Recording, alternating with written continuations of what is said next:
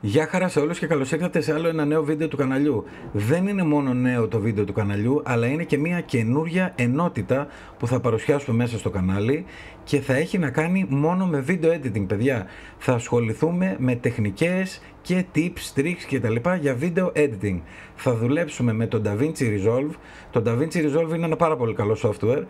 Ακόμα και η δωρεάν έκδοση έχει πάρα πολλά πράγματα που μπορείτε να κάνετε, που σημαίνει ότι δεν χρειάζεται να πάτε στην έκδοση την οποία πληρώνετε. Θα ξεκινήσουμε με τα πρώτα και βασικά βήματα, γιατί πρέπει να ξέρουμε πώς να ξεκινήσουμε. Το DaVinci Resolve είναι ένα πρόγραμμα, να σας δώσω να καταλάβετε, που χρησιμοποιείται και από επαγγελματίες.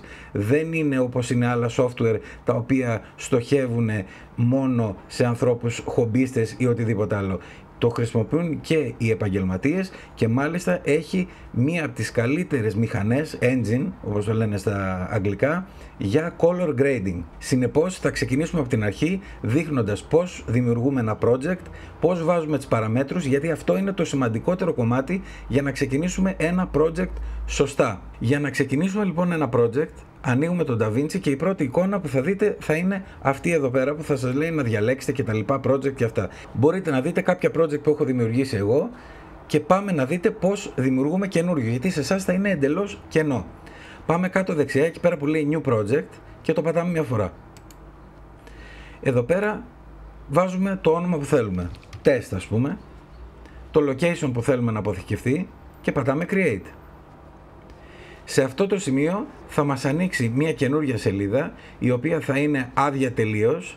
Είναι το DaVinci Resolve, αλλά όπως βλέπετε είναι άδειο, δεν έχει τίποτα, δεν έχει παραμέτρους και πάμε να δείτε πώς θα προσθέσουμε timeline. Το timeline είναι αυτό το κομμάτι που του λέμε ότι το βίντεο που θα χρησιμοποιήσουμε θα είναι 4K, θα είναι αυτές οι αναλογίες, θα είναι ο ήχος έτσι, κτλ. Θα το δείτε. Πάμε να προσθέσουμε timeline και πάμε File, New Timeline, Timeline 1, μπορείτε να την ονομάσετε όπως θέλετε, αλλά το zoom είναι στο εξής. Μπορείτε εδώ να πατήσετε Create και να σας το φτιάξει με τις αυτόματες ρυθμίσεις που έχει μέσα. Το zoom όμως δεν είναι αυτό. Το zoom είναι να πάτε κάτω αριστερά εκεί πέρα που λέει Use Project Settings, να το βγάλετε και να σας εμφανίσει αναλυτικά όλα τα settings. Η γνώμη μου είναι, και αυτό το έχω κάνει και εγώ και είναι πολύ βοηθητικό, να φτιάξετε ένα project με ένα timeline μέσα το οποίο θα είναι template. Δηλαδή θα έχετε τις standard ρυθμίσεις των βίντεο που τραβάτε. Π.χ.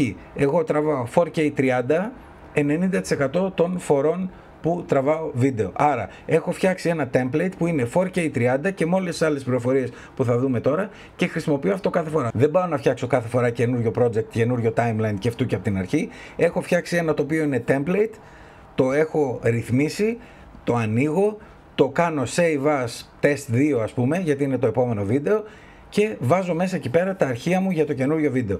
Πάμε λοιπόν όμως να δούμε τις ρυθμίσεις. Αφού πατήσατε και βγάλετε το Use Project Settings και τώρα έχετε όλα τα settings, το πρώτο tab, το General, το αφήνετε όπως έχει. Στο Format τώρα, εδώ πέρα είναι Timeline Resolution. Στο Timeline Resolution πρέπει να βάλουμε το resolution του βίντεο που βάζουμε μέσα στο DaVinci. Αν τραβάτε με drone και αν τραβάτε 4K, προφανώς θα πάτε σε 4K και πρέπει να κατέβετε προς τα κάτω και να βρείτε το 3840 21x2160 Ultra HD. Το διαλέγετε και εν συνεχεία γράφει από κάτω κάποια πράγματα. Use Vertical Resolution δεν μας ενδιαφέρει. Το Vertical είναι αυτό που είναι για τα social media. Pixel Aspect Ratio το αφήνετε Square. Timeline Frame Rate, και εδώ ένα πάρα πολύ σημαντικό. Εγώ τραβάω 30 frames, συγκεκριμένα 2997, οπότε διαλέγουμε 2997. Άμα τραβάτε 50 ή 60 πηγαίνετε στο ανάλογο frame rate. Τα υπόλοιπα τα αφήνετε ως έχουν. Scale Entire Image to Fit το αφήνετε ως έχει. Πηγαίνουμε τώρα δεξιά ακόμα, tab, δίπλα από το format, στο monitor, παιδιά. Το monitor είναι το σημείο και οι ρυθμίσεις για το πώς βλέπουμε το βίντεο. Εδώ πάλι πρέπει να διαλέξουμε 4K, εφόσον το βίντεο μας είναι 4K. Το format είναι τα frames, 2997 το κρατάει από πριν. Όλα τα υπόλοιπα τα αφήνει το έχουν, dual link και τα λοιπά. Αυτά τα πράγματα να ξέρετε ότι έχουν να κάνουν και με το πόσο δυνατός είναι ο υπολογιστής σας. Άρα όσο πιο δυνατός ας πούμε είναι ο υπολογιστής σας, μπορείτε αντί για dual link να το βάλετε quad link και βελτιώνει κάποιες παραμέτρους. Αλλά εγώ σας δείχνω τα βασικά. Data levels, video, full, retain, sub black. μπορείτε να το αφήσετε στο βίντεο. Μιλάμε για απλές ρυθμίσεις τώρα. Video bit depth, αν δεν τραβάτε D-Log ή D-Log M που είναι 10 bit, τότε είναι 8 bit color depth το βίντεο, οπότε το βάζετε σε 8. Τα υπόλοιπα τα αφήνετε ως έχουν και πάμε στο output tab πάνω πάλι, δίπλα στο monitor. Use timeline settings for output scaling. Απλά να σας πω, αυτό έχει να κάνει με το render video, δηλαδή όταν φτιάξετε το βίντεο και θέλετε να πατήσετε render για να το κάνετε export, τότε εδώ πέρα είναι οι ρυθμίσεις που σας παρουσιάζει. Αλλά στη συγκεκριμένη διαδικασία, την οποία θα τη δείξουμε σε ξεχωριστό βίντεο, μπορείτε να πειράξετε τις ρυθμίσεις και πριν κάνετε export. Άρα αυτό είναι απλά βασικά για να υπάρχουν. Use timeline settings for output scaling, εντάξει, δηλαδή να χρησιμοποιήσει την ανάλυση του timeline για να κάνει export το βίντεο. Scale entire image to fit, ok. Και μετά στο τέλος, το τελευταίο tab που είναι το color, το αφήνετε ως έχει. Μιλάμε πάντα για ένα απλό project χωρίς πολλά, αλλά ξεκινάμε από την αρχή, πρέπει να δείξουμε τα βασικά. Σε αυτό το σημείο πατάμε create.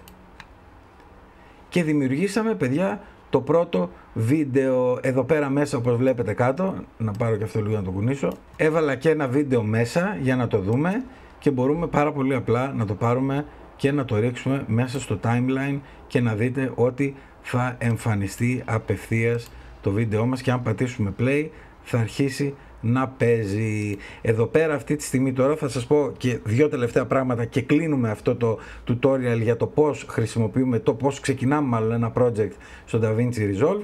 Να σας πω και δύο τελευταία πραγματάκια, μιας και ρίξαμε ένα βίντεο μέσα στο master, ας πούμε, που είναι για να μπαίνουν τα βίντεο. Αν πάτε απάνω στο playback και πάτε εκεί πέρα που λέει Timeline Playback Resolution, αν ο υπολογιστής σας δεν είναι πολύ δυνατός για να μπορέσει να κάνει playback, τα βίντεο full, δηλαδή 4K, γιατί τόσο του είπαμε ότι είναι το βίντεο, τότε μπορείτε να το κάνετε μισή ανάλυση ή και 1/4 της ανάλυσης για να βοηθήσετε τον υπολογιστή να τρέχει καλύτερα. Άρα, εάν ο υπολογιστής μας το τραβάει να κάνει 4K editing, το αφήνετε στο full. Αν δεν το τραβάει ή αν βάλετε πολλά βίντεο και ψιλομπουκός που λέμε, τότε το κατεβάζετε στο half ή στο quarter, που σημαίνει ότι μειώνει την ανάλυση κατά μισό ή κατά 1/4 αναπερίπτωση για να μπορέσετε να κάνετε πιο εύκολο βίντεο editing. Και αυτό ήταν το πρώτο βίντεο, εισαγωγικό βίντεο για το DaVinci Resolve, για το πώς δημιουργούμε ένα project για ένα timeline, και φυσικά θα έρθουν και άλλα βίντεο στα οποία θα μιλάμε για το DaVinci Resolve, για editing γενικότερα με το συγκεκριμένο software. Θα δείξουμε tricks, tips, τι έχω μάθει εγώ τόσο καιρό που το χρησιμοποιώ, και θα σας δείξω και διάφορα άλλα κολπάκια με τους χρωματισμούς και με ήχο, γιατί μπορεί να κάνεις και πολύ ωραία πράγματα με τον ήχο, να τον βελτιώσεις δηλαδή. Οπότε έχουμε πολλά πράγματα. Γράψτε μου από κάτω στα σχόλια αν θέλετε να συνεχίσουν αυτά τα βίντεο για video editing, τι άλλες απορίες μπορεί να έχετε και τις ερωτήσεις σας φυσικά. Ευχαριστώ πολύ που ήσασταν για άλλο ένα βίντεο κοντά στο κανάλι. Like, subscribe, hype, και τα λέμε στο επόμενο βίντεο. Γεια χαρά!